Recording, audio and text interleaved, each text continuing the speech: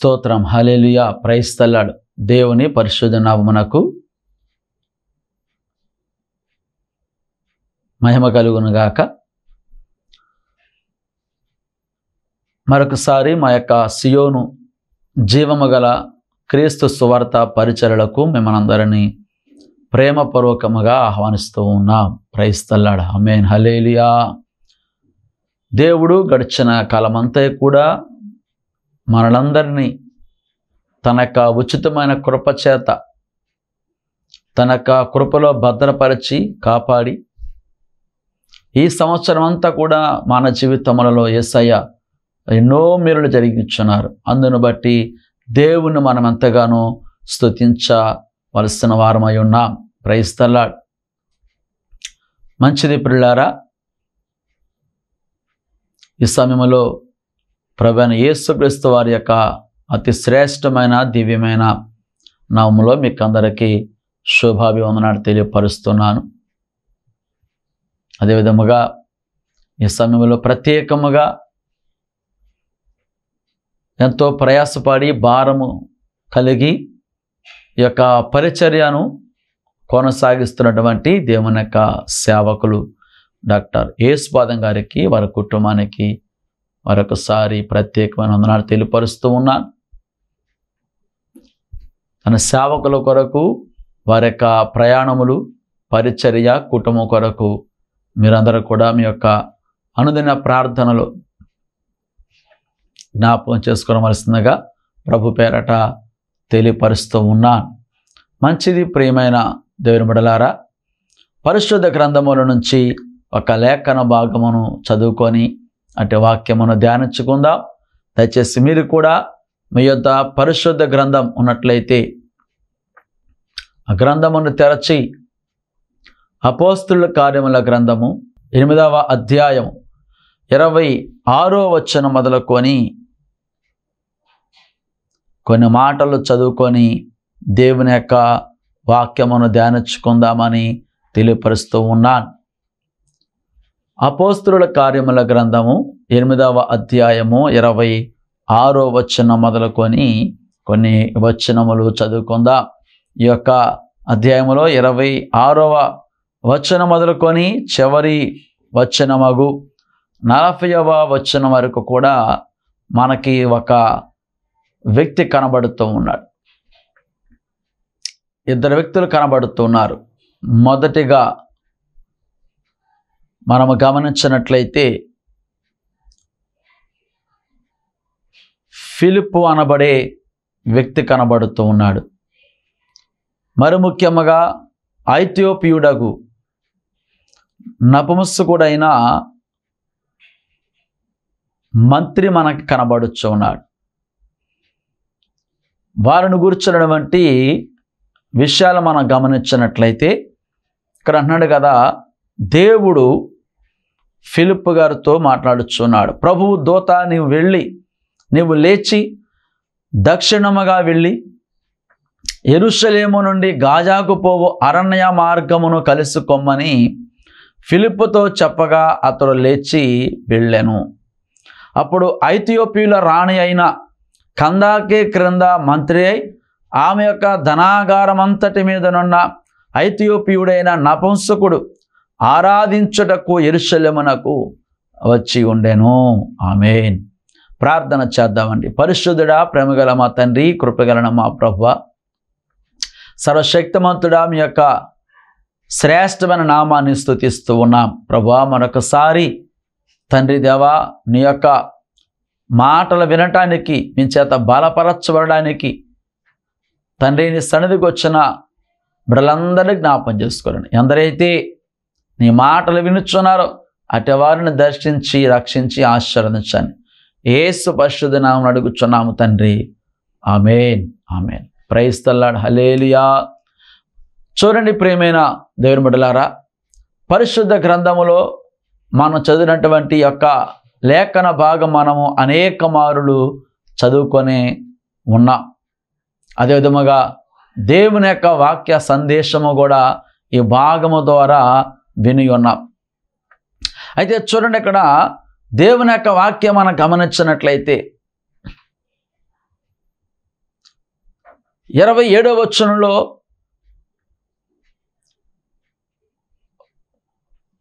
ఐథియోపియుడగు నపుంసకుడగు ఒక మంత్రి ధనాగారమంతటి మీద నుండి మంత్రి అనగా ఆర్థిక శాఖ మంత్రిగా ఉంటూ ఉన్నాడు. ఐథియోపియా దేశానికి ఆర్థిక శాఖ మంత్రిగా ఉంటూ అక్కడ నుండి కొన్ని మైళ్ళ దూరము ప్రయాణం చేసి యెరూషలేమునకు వచ్చినట్లుగా. ఎందుకొరకు వచ్చాడంటే ప్రత్యేకముగా దేవుణ్ణి ఆరాధించటానికి యెరూషలేముకు వచ్చినట్లుగా దేవుని యొక్క వాక్యములో మనము గమనించవచ్చునండి. దేవునికి స్తోత్రం కలుగునుగాక. అయితే చూడండి, ఇక్కడ మనం గమనించినట్లయితే ఈ యొక్క ఐథియోపియా అనబడే దేశానికి ఉన్నటువంటి ప్రత్యేకత కూడా మనం ఒకసారి జ్ఞాపకం చేసుకొనవలసిస్తున్నది. ఈ యొక్క ఐథియోపియా అనబడే ప్రాంతమును లేక ఆ పేరును పాత నిబంధన గ్రంథములో ఆ కాలములో మనం గమనించినట్లయితే కూషు దేశము అని పిలుస్తూ ఉంటారు. కూషు దేశము అనబడే పేరు ఆ ప్రాంతానికి ఎందుకు వచ్చింది అని మనం ఆలోచన చేసినట్లయితే నోవాహు కుమారులలో 2వ కుమారుడగు హాము యొక్క కుమారుడగు కూషు నివాసం చేస్తున్నటువంటి ఆ ప్రాంతాన్ని కూషు దేశం అని పిలుస్తూ ఉంటారు. వారు నల్లని వారుగాను ఎత్తైన వారుగాను బలమైన వారుగా ఉంటూ ఉంటారు. అందుకే కూషు అనగా నలుపు అనబడే అర్థం వస్తూ ఉంటుంది. దేవునికి స్తోత్రం కలుగునుగాక. అయితే చూడండి, ఆ యొక్క పేరును గ్రీకులు వారిని చూచి బహు నల్లగా ఉన్నారు కాబట్టి కాలిపోయిన ముఖము వారు అన్నటువంటి అర్థమిచ్చినటువంటి ఐథియోపియా అనబడే పేరుతో వారిని పిలిచారు. కాబట్టి ఈ కాలంలో మనకు అది ఐథియోపియా దేశముగా పిలవబడుతూ ఉన్నది. దేవునికి స్తోత్రం కలుగునుగాక. అయితే చూడండి పిల్లారా, దేవుని యొక్క వాక్యములో మనం గమనించినట్లయితే ఈ యొక్క నపుంసకుడొక మంత్రి ఆయన ప్రభువును ఆరాధించడానికి యెరూషలేముకు వచ్చినట్లుగా దేవుని యొక్క వాక్యములో మనం గమనించవచ్చు. దేవునికి స్తోత్రం కలుగునుగాక.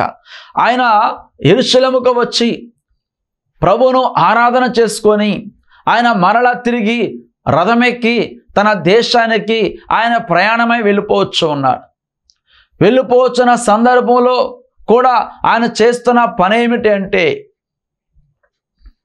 ఆయన ఏ పని మీద అయితే వచ్చున్నాడో మరలా తిరిగి అదే పని మీద అనగా ప్రభువును ఆరాధించడానికి యెరూషలేముకు వచ్చున్నాడు. తన యొక్క తిరుగు ప్రయాణంలో వేరే ఆలోచన లేకుండా, వేరే సంభాషణ లేకుండా, ఎటు చూడకుండా, ఎటువంటి ఆలోచన లేకుండా, తనక సొంత ఆలోచనలు కాకుండా, స్వప్రయోజనము కాకుండా కేవలము దేవుని యొక్క వాక్యాన్ని చదువుతూ ఉన్నాడు. యెషయా గ్రంథాన్ని తెరచి ఆ గ్రంథములోని కొన్ని మాటలు చదువుతూ ఉంటుండగా ఆ సందర్భంలో దేవుడు తన యొక్క దూతను ఫిలిప్ అనబడే ప్రవక్త యొద్దకు పంపినట్లుగా ఆయనతో ప్రభు అంటాడు కదా, నీవు లేచి గాజాకు పోవు మార్గమున అనగా అరణ్య మార్గమును కలుసుకోమని ఫిలిప్పుతో చెప్పగా అతడు వెంటనే లేచి ఆ ప్రాంతానికి వెళ్ళినప్పుడు అక్కడ రథములో ప్రయాణం చేస్తున్నటువంటి ఈ యొక్క ఐథియోపియుడకు నపుంసకుడు మంత్రి ఆయనకు కనబడడం జరిగింది. ఎప్పుడైతే వారు కలుసుకొని ఉన్నారో అని అన్నాడు కదా, నువ్వు చదువుతున్నది నీకు అర్థమవుతున్నదా అన్నప్పుడు ఆ యొక్క మంత్రి అన్నాడు కదా, ఒకరు చెప్పనిది నాకు ఎలాగ అర్థమవుతుంది, మరొకరు దారి చూపించింది నాకు ఎలాగో తెలుస్తుంది అన్నప్పుడు ఆ ఫిలిప్ వెంటనే మరి ఆ యొక్క రథములకు వెళ్ళటము, ఆయనకు దేవుని యొక్క గ్రంథముల యొక్క మాటలు వివరించటము.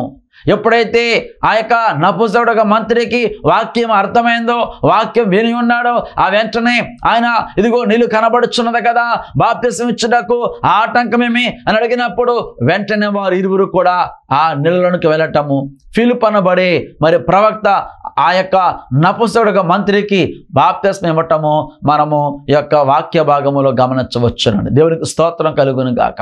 ప్రైజ్ ద లార్డ్, హల్లెలూయా. కాబట్టి చూడండి పిల్లారా, పరిశుద్ధ గ్రంథములో మనము గమనించినట్లయితే ఆ యొక్క నపుంసకుడు మంత్రి ఆ వెంటనే ఆ సందర్భంలోనే ఆయన నీటి బాప్తిస్మం పొందినట్లుగా, ఎప్పుడైతే ఆయన బాప్తిస్మం పొంది నెలలో నుంచి బయటకు వచ్చున్నాడో ఈ యొక్క ఫిలిప్పు కూడా అతనికి కనబడకుండా వెళ్ళిపోయినట్లుగా దేవుని యొక్క వాక్యములో మనం గమనించవచ్చు. దేవునికి స్తోత్రం కలుగును గాక. కాబట్టి చూడండి, ఇక్కడ ప్రాముఖ్యంగా మనము గమనించినట్లయితే ఆయన యెరూషలేములోనికి వెళ్ళినట్లుగా మనము చదువుతూ ఉన్నాం. ఎందుకొరకంటే ప్రభువును ఆరాధించడానికి వెళ్ళి ఉన్నాడు. దేవునికి స్తోత్రం కలుగును గాక. చూడండి పిల్లారా, ఆరాధన అనబడే మాట మనము గమనించినట్లయితే మనక తెలుగు భాషలో పరిశుద్ధ గ్రంథములో అనేక సందర్భములలో ఆ యొక్క ఆరాధనను గురించి ఏ విధముగా వ్రాయబడిందంటే దేవునికి మహిమను ఆరోపించుట, లేక నమస్కారము చేయుట, లేక సాగిలపడుట, లేక ప్రభువును స్తుతించుట, ప్రభువును ఘనపరచుట. పాత నిబంధన కాలంలో గమనించినట్లయితే బలులు అర్పించుటయే దేవునికి ఆరాధన అనేక సందర్భం కూడా మనము గమనించవచ్చు. దేవునికి స్తోత్రం కలుగును గాక. కాబట్టి చూడండి, ఇక్కడ మనము గమనించినట్లయితే ఆ వ్యక్తి ప్రభువును ఆరాధించడానికి వచ్చున్నాడు. ప్రైజ్ ద లార్డ్, హల్లెలూయా. ఎప్పుడైతే ఆయన ఆరాధించడానికి వచ్చున్నాడో దేవుని యొక్క వాక్యాన్ని చదువుతూ ఉన్నాడు, ప్రభుని గుర్చునంటి మాటలు చదువుతూ ఉన్నాడు. ఆ యొక్క వాక్య భాగం ఏమనగా ఆయన గొర్రె వలె వదకు తేబడను, బొచ్చు కత్తిరించు అని ఎదుట గొర్రె పిల్ల ఎలాగో మౌనముగా ఉండను అలాగే ఆయన నోరు తెరవకుండెను. దేవునికి స్తోత్రం కలుగును గాక. కాబట్టి చూడండి, ఇక్కడ పరిశుద్ధ గ్రంథములో మనం గమనించినట్లయితే ఆయన యెరూషలేమునకు ప్రభువును ఆరాధించడానికి వచ్చినాడు. ఒక అన్యుడిగా ఉన్నప్పటికీ కూడా ఆయన దేవుని వద్దకు వచ్చి ప్రభువును ఆరాధించినట్లుగా దేవుని యొక్క వాక్యం మనకి తెలియపరుస్తున్నాడు. చూడండి, మనం గమనించినట్లయితే ఆయన తనంతటగా తను మాత్రమే కాదు కానీ ఆయన ఏ రీతిగా ఆ యొక్క యెరూషలేమునకు వచ్చున్నాడో అని మనము ఆలోచన చేసినట్లయితే చూడండి, కీర్తన గ్రంథములో 68వ కీర్తన 31వ వచనం చదివినట్లయితే దేవుని యొక్క వాక్యం మనకి ఇలాగూ తెలియపరుస్తూ ఉన్నది. దేవునికి స్తోత్రం కలుగును గాక. కీర్తనల గ్రంథము 68వ కీర్తన 31వ వచనము చదువుకుందా. ఇక్కడ అంటున్నారు కదా, ఐగుప్తుల నుండి ప్రధానులు వచ్చేదరు, కూషీయులు దేవుని తట్టు తమ చేతులు చాచుకొని పరుగెత్తి వచ్చేదరు. దేవునికి స్తోత్రం కలుగును గాక. భూరాజ్యములారా దేవుని గురించి పాడుడే, ప్రభువును కీర్తించుడి అంటూ ఉన్నాడు. కాబట్టి చూడండి పిల్లారా, ఇక్కడ కీర్తన మనం గమనించినట్లయితే దేవుని యొక్క భక్తుడు ఏమైతే తెలియపరుస్తున్నాడో అనగా ఆ ప్రవచనాత్మకనంటే ఒక మాట ఆ కూషీల జీవితంలో నెరవేర్చబడిందని మనము గమనించవచ్చు. అనగా చూడండి, వారు దేవుడు లేనటువంటి ప్రజలుగా ఉంటూ ఉన్నారు. దేవునికి సొంత ప్రజల కారు, వారు అన్యులుగా ఉన్నప్పటికీ కూడా ఆ యొక్క అన్య జనాంగముల నుంచి ఇదిగో అనేకులు కూడా నా యొద్దకు వచ్చేదరు, నన్ను ఆరాధించడానికి వచ్చేదరని ప్రభు సెలవిచ్చిన ప్రకారముగా ఇక్కడ అన్నాడు కదా, కేవలము ఇశ్రాయేలు మాత్రమే కాదు, ఇగో ఐగుప్తుల నుంచి వస్తూ ఉంటారు. అనగా ఐగుప్తులనగా దేవుని యొక్క ప్రజలను బాధించిన వారు. అట్లాగే అన్నాడు కదా, ఐగుప్తు నుండి ప్రధానులు వచ్చేదరు, కూషీలు దేవుని తట్టు తమ చేతులు చాచుకొని పరుగెత్తి వచ్చేదరు. అనగా పిల్లలు చూడండి, మరి ఒక్క జనాంగము కాదు కానీ, ఒక్క ప్రాంతం వారు కాదు కానీ, ఈ యొక్క ప్రపంచంలోని నలుమూలల నుంచి అనేక జాతుల వారు, మతముల వారు, అనేక ప్రాంతాల వారు, అనేక భాషల వారు అందరూ కూడా ఇదిగో పరుగెత్తి వచ్చేదరు. ప్రభువును ఆరాధించడానికి వస్తూ ఉంటారు. దేవుని తట్టు ఇదిగో పరిగెత్తి వస్తారని దేవుని యొక్క లేఖను చెప్పిన ప్రకారముగా ఆ ప్రవచనము నెరవేర్చబడినది. దేవునికి స్తోత్రం కలుగును గాక. కాబట్టి చూడండి, ఇక్కడ దేవుని యొక్క వాక్యం మనం గమనించినట్లయితే ఆయన ఒక నపుంసకుడుగా ఉంటూ ఉన్నాడు. ఆ దినములలో ప్రతి ఒక్క రాజ్యములో వారికి ఒక ప్రత్యేకమైన స్థానం ఉంటూ ఉండేది. వారికి ఒక మంత్రి శాఖ అప్పగించబడుతూ ఉండేది. ఇదిగో వారు ప్రత్యేకముగా ఉంటూ ఉండేవారు. దేవునికి స్తోత్రం కలుగును గాక. కాబట్టి చూడండి, దేవుని యొక్క వాక్యం మనం గమనించినట్లయితే దేవుడు ఎవరిని ఏ స్థాయిలో ఉంచున్నాడో, ఏ విధముగా ఆయన నిర్మించున్నాడో, ఏ విధముగా ఆయన పుట్టించున్నాడో, వారు తమ యొక్క స్థాయిని బట్టి, తమ యొక్క స్థితిని బట్టి దేవుని ఘనపరచాలని, దేవుని స్తుతించాలని, దేవుడు ఎవరికైతే ఎటువంటి స్థాయిని ఇచ్చున్నాడో దానిని బట్టి సంతృప్తి కలిగి దేవుని ఘనపరచాలని దేవుని యొక్క వాక్యం మనకి సందర్భంలో తెలియపరుస్తూ ఉన్నాడు. చూడండి, పరిశుద్ధ గ్రంథములో మనం గమనించినట్లయితే యెషయా గ్రంథముల నుంచి 56వ అధ్యాయములో, యెషయా గ్రంథముల నుంచి 56వ అధ్యాయము మనం చదివినట్లయితే 3వ వచనం నుంచి అన్నాడు కదా, యెహోవాను హత్తుకొను అన్యుడు నిశ్చయముగా యెహోవా తన జనుల నుండి నన్ను వెలివేయనని అనుకొనవద్దు. షండు నేను ఎండిన చెట్టని అనుకొనవద్దు. నేను నియమించిన విశ్రాంతి దినములను ఆచరించుచు నాకు ఇష్టమైన వాటిని కోరుకొనుచు నా నిబంధన ఆధారము చేసుకొనుచు నా షండులను గురించి యెహోవా ఇలాగు సెలవిచ్చుచున్నాడు. నా ఇంటను నా ప్రాకారములలోను ఒక భాగమును వారికి ఇచ్చేదను. కొడుకులు కూతుళ్ళు అని అనిపించుకున్న కంటే శ్రేష్టమైన పేరు వారికి పెట్టుచున్నాను. కొట్టివేయబడని నిత్యమైన పేరు వారికి పెట్టుచున్నాను అంటూ ఉన్నాడు. దేవునికి స్తోత్రం కలుగును గాక. అనగా చూడండి పిల్లారా, అన్యులు కావచ్చు, అదేవిధంగా షండు కావచ్చు. షండు అనగా వారు కూడా నపుంసకులు అనబడే మాట మనము గమనించవలను. కాబట్టి చూడండి, కుమారులు కావచ్చు, కుమార్తెలు కావచ్చు, షండులు కావచ్చు, ప్రతి వారు కూడా దేవుడు ఎవరిని విధముగా పుట్టించున్నాడో వారు తమ యొక్క స్థితిని బట్టి ఇదిగో ప్రభువును స్తుతించాలని, ప్రభువును ఆరాధించాలనే ఉద్దేశము మనం కలిగి ఉండాలని దేవుని యొక్క వాక్యం మనకు తెలియపరుస్తున్నాడు. కొందరు అనుకుంటూ ఉంటారు కదా, నేను వారి స్థానంలో ఉంటే ఇదిగో నేను ఇంకా ఎక్కువగా చేసేవాడిని. కొందరు స్త్రీలు అనుకుంటూ ఉంటారు కదా, నేను పురుషులనైతే ఇంకా ఎన్నో దూరాలు ప్రయాణం చేసి ఇదిగో దేవుని స్వార్థ ప్రకటించేదారని అనుకుంటూ ఉంటారు. కొందరు పురుషులు అనుకుంటూ ఉంటారు కదా, ఇదిగో స్త్రీ స్థానంలో మేము ఉంటే ఎంతో పని చేసేవారము, ఎంతగానో ప్రార్థన చేసేవారము అనుకుంటూ ఉంటారు. కాబట్టి ఇదిగో ఒకరితో మనం పోల్చుకోవడం కాదు, కానీ దేవుడు ఎవరిని ఏ స్థితిలో ఉంచున్నాడో ఆ స్థితిని బట్టి మనము దేవుని ఘనపరచాలి. దేవునికి స్తోత్రం కలుగును గాక. ఇక్కడ ఆ యొక్క నపుంసకులైన వారికి దేవుడు ఇచ్చినటువంటి గొప్ప ఆధిక్యత మనం గమనించినట్లయితే అని అన్నాడు కదా, నా ఇంటను నా ప్రాకారములలోను ఒక భాగమును వారికి ఇచ్చేదను. కొడుకులు కూతుళ్ళని అనిపించుకున్న కంటే శ్రేష్టమైన పేరు వారికి పెట్టుచున్నాను. అలాగే కొట్టివేయబడని నిత్యమైన పేరు వారికి పెట్టుచున్నాను అంటూ ఉన్నాడు. విశ్రాంతి దినమును అపవిత్రపరచకుండా ఆచరించుచు నా నిబంధనను ఆధారం చేసుకొనొచ్చు. యెహోవాకు దాసులై యెహోవా నామమును ప్రేమించచ్చు. ఆయనకు పరిచర్య చేయవలనని ఆయన పక్షమున చేరు అన్యులను నా పరిశుద్ధ పర్వతమునకు తోడుకొని వచ్చేదను. కాబట్టి చూడండి, ఇశ్రాయేలు కావచ్చు, అన్యులు కావచ్చు, స్త్రీలు కావచ్చు, పురుషులు కావచ్చు, ఇదిగో ప్రతి వారు కూడా అందరూ కూడా ప్రభు యొద్దకు వస్తారని, ఆయనను సేవిస్తారని, ఆయనను ఆరాధిస్తారని దేవుని యొక్క వాక్యం యొక్క నెరవేర్పు మనం గమనించవచ్చు. దేవునికి స్తోత్రం కలుగును గాక. ఈ దినం మనం గమనించినట్లయితే ఇదిగో అనేకులు కూడా ప్రభు యొద్దకు వస్తూ ఉన్నారు, ఆరాధన చేస్తూ ఉన్నారు. కాబట్టి మనం గమనించినట్లయితే ఈ యొక్క ఆరాధన అనేక మాట మనం గమనించినట్లయితే ఈ యొక్క డిసెంబర్ మాసంలో మనకి ఎక్కువగా వినబడే మాట క్రిస్మస్ అనబడే మాట వింటూ ఉంటాం. క్రిస్మస్ అనగా క్రీస్తును ఆరాధించుట, మాస్ అనగా ఆరాధన అని మనం ఎరిగిన వారమే. మాస్ అనగా ఆరాధన మాత్రమే కాదు, అనేక మంది జన సందోహం అనబడే భావాన్ని కూడా ఇస్తుంటుంది. మాస్ అనగా ద్రవ్య రాశి అనబడే మాట కూడా మనం గమనించవచ్చునండి. దేవునికి స్తోత్రం కలుగును గాక. కాబట్టి చూడండి, ఏదైనప్పటికీ కూడా ఆరాధించవలెను, ఎటువంటి భేదము లేక. ఇదిగో ప్రతి వారు కూడా పేదవారు కావచ్చు, ధనవంతులు కావచ్చు, చిన్నవారు కావచ్చు, పెద్దవారు కావచ్చు, ఏ భేదము లేదు. అందరూ కూడా ప్రభు యొద్దకు వచ్చి ఆయనను ఆరాధించవలసిన చేసిన వారే. ఇంకా అన్నాడు కదా, ఇదిగో ప్రతి మోకాలు నా ఎదుట వంగును, ప్రతి నాలుక నన్ను ఒప్పుకొనునని ప్రభు సెలవిస్తా ఉన్నాడు. కాబట్టి పిల్లారా, ఈ యొక్క అంత్య దినములలో అనేకులు కూడా ఎవరైతే అనంతగా వచ్చి ఆయన యొక్క విశ్రాంతి దినమును పవిత్రముగా ఆచరిస్తూ ప్రభుని సేవిస్తుంటుంటారో అలాంటి వారిని దేవుడట ఆయన తన పరిశుద్ధ పర్వతమునకు తోడుకొని వచ్చేదనని ప్రభు సెలవిస్తా ఉన్నాడు. దేవునికి స్తోత్రం కలుగును గాక.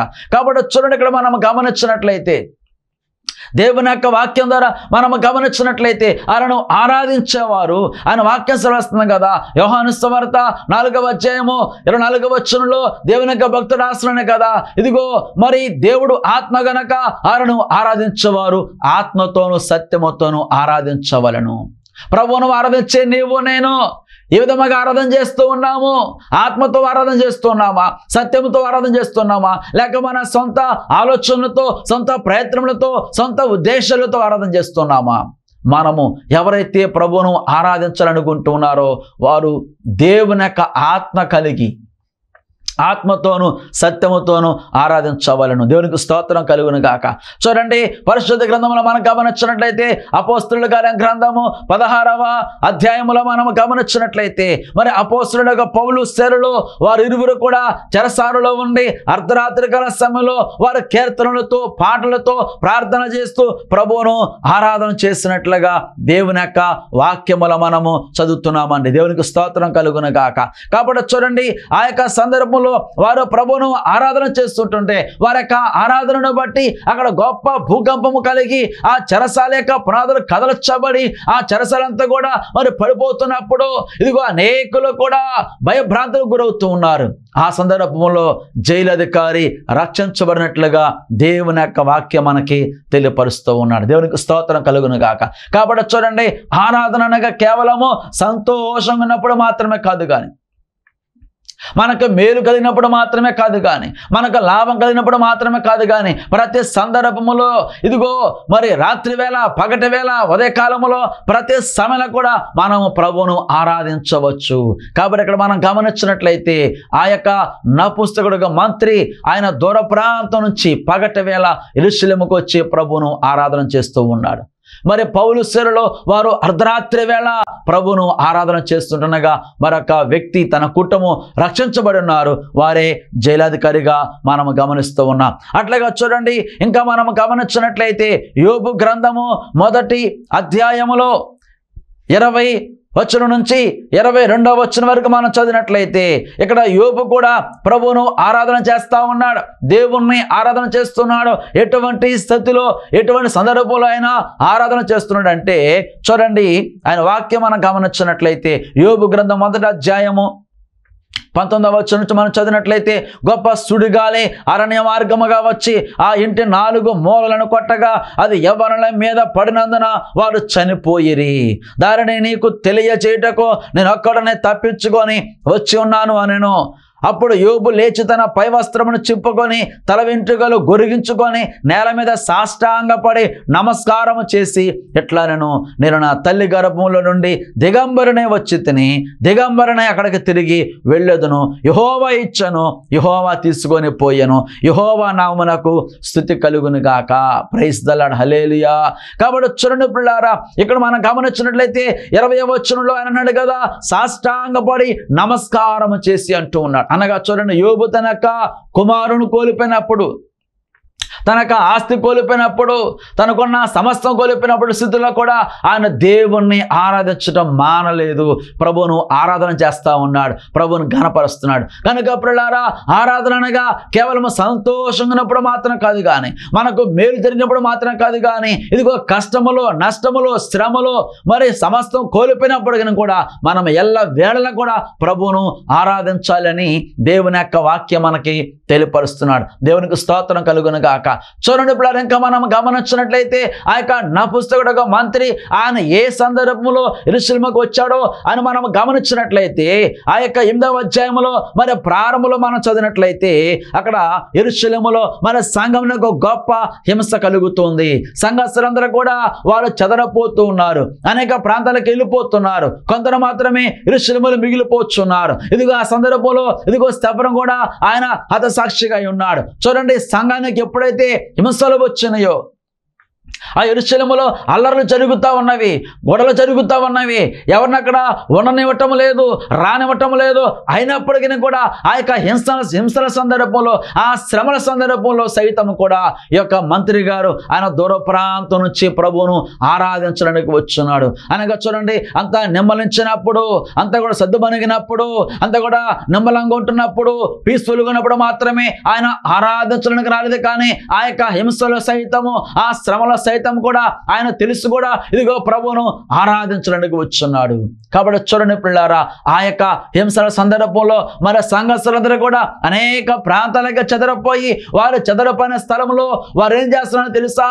వారు ఏడవడం కాదు కానీ, దుఃఖపడడం కాదు కానీ, వారు ఏ ప్రాంతాలకి ఉన్నారో ఆ ప్రాంతంలో దేవుని స్తుతిస్తూ, దేవుని ఆరాధన చేస్తూ, అనేకులకు సువార్తను ప్రకటిస్తూ వారు సంఘాలను కట్టినట్లుగా అంత్యోకయ ప్రాంతంలో, బెరయ ప్రాంతంలో, ఇంకా అనేకమైన ప్రాంతాల్లో వారు సంఘాలను కట్టి ప్రభువును ఆరాధించినట్లుగా చరిత్ర మనకు తెలియపరుస్తున్నాడు. కాబట్టి చూడండి పిల్లారా, ఆ యొక్క శ్రమల సందర్భంలో, ఆ యొక్క హింసల సందర్భంలో సైతము కూడా ఒక వ్యక్తి రక్షించబడ్డాడు.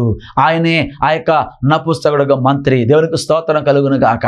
కాబట్టి పిల్లారా చూడండి, మన జీవితంలో కూడా ఎన్నో సమస్యలు, ఎన్నో శోధనలు, ఎన్నో శ్రమలు ఉన్నప్పటికీ కూడా వాటిలో సైతం కూడా మనము అనేకులను క్రీస్తు కొరకు సంపాదించాలని, ఆత్మను రక్షించాలని, ఇదిగో మనం ఎక్కువగా దేవుని పనిలో ఉండాలని ఈ సందర్భంగా దేవుని యొక్క వాక్యం ద్వారా తెలియపరుస్తున్నాను.